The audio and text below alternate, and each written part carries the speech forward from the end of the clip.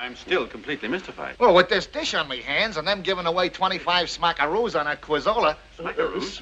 Smackaroos? What are smackaroos? A smackaroo. No such word exists. Oh, it don't, huh? A smackaroo is $1, pal. Oh, the accepted vulgarism for $1 is $1. The accepted vulgarism for a smackaroo is $1. That goes for a banger, a fish, a buck, or a rug. What about the mouse? The mouse is the dish. That's what I need the moolah for. Moolah? Yeah, the dough. We'll be stepping me in the smooch. I mean the dish. I mean the mouse. You know. Hit the jiggles for a little rum boogie. Please, not so fast. Brother, we're gonna have some hoy-toy-toy. Hoy-toy-toy. Yeah. And if you want that one explained, you go ask your papas. That's Archie. His water's getting hot. Well, thanks again, gents. And if you ever want to get into a contest sometime, just call on me. Maybe you got the brains, but I got the box covers. That exchange comes early in Ball of Fire. Although set in 1941, the film begins in a house that looks as if the 20th century has barely reached it. Heavy curtains, old furniture, shelves of thick tomes, and a group of 7 elderly scholars trying to complete an encyclopedia. After working on it for 9 years, they've finally reached the letter S. Professor Bertram Potts, played by Gary Cooper, suddenly realises that his article on slang is already out of date. He may have the intellectual authority, but the local garbage man has the lived experience.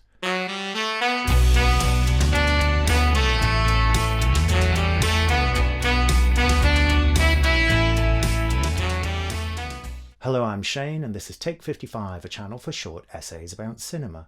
These aren't reviews, they're focused observations looking at the undercurrents and recurring motifs that give films their bite.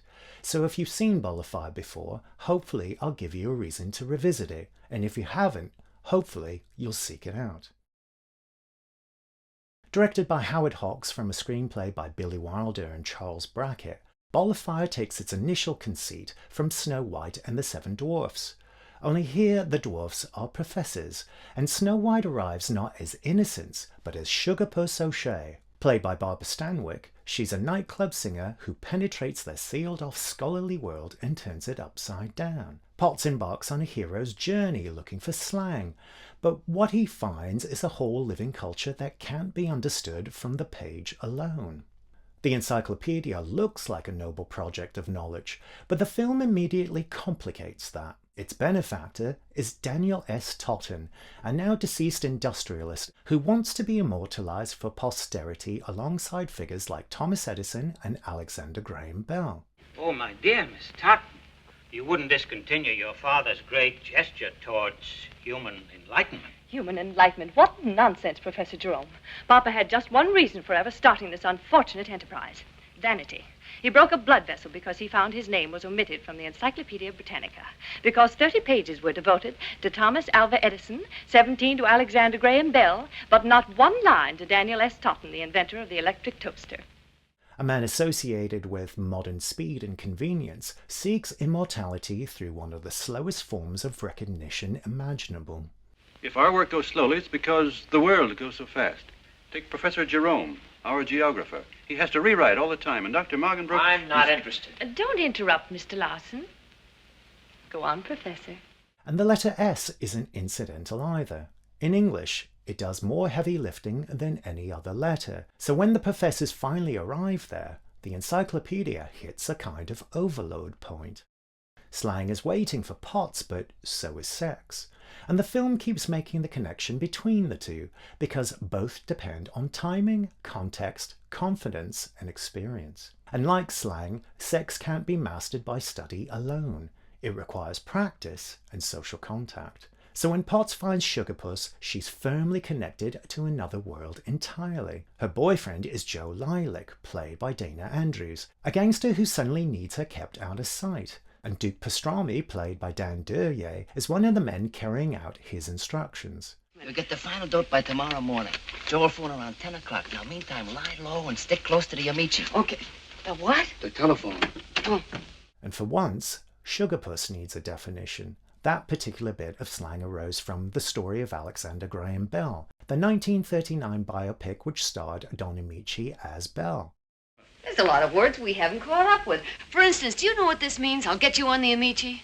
No. Of course you don't. And Amici is the telephone, on account of he invented it. Oh, no, he didn't. Like, you know, in the movies. Oh, I see what you mean.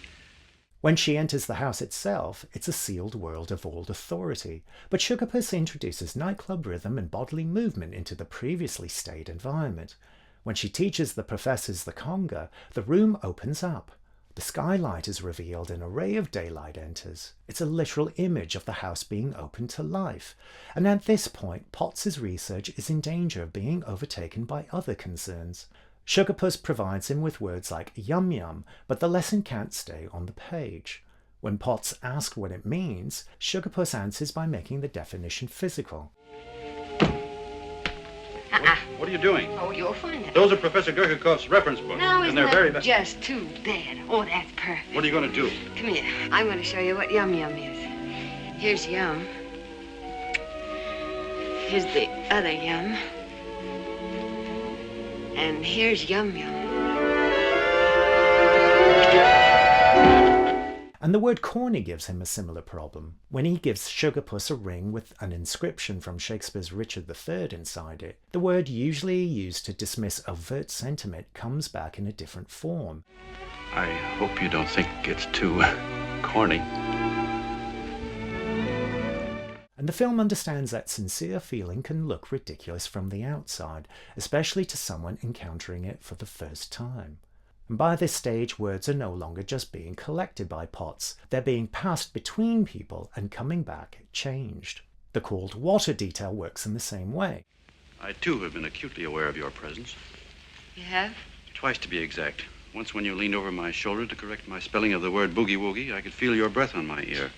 And yesterday afternoon when you happened to stand against the window with the sunlight in your hair. What'd you do about it? I left the room, dipped my handkerchief in cold water and applied it to the back of my neck, right there, where the nerve center is. That's cute.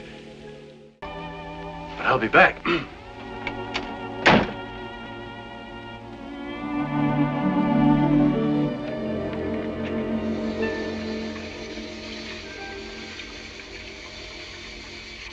And the film doesn't need her to explain what's changed. It lets the repeated words and gestures do the work. Ultimately, Potts learns the hardest words in the film by living through it. When he discovers that Sugarpuss has come to the house simply for Joe Lilacs' benefit, the word sucker is no longer something to be written down and filed away. And that's what makes Ball of Fire so rich. It loves scholarship, but it won't let scholarship stay sealed off from experience. Sugarpuss doesn't just interrupt the professor's work, she changes the terms of it.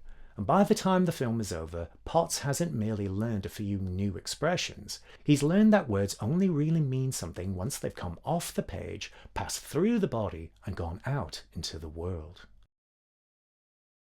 Next time on Take 55, we ride high with Easy Living, a comedy in which money, class, and sheer accident send a whole social world spinning out of control. If you enjoyed this episode, please like it, subscribe to the channel, and if you'd like to support Take 55 directly, there's also a Patreon link in the description. This is Take 55, and that's a wrap.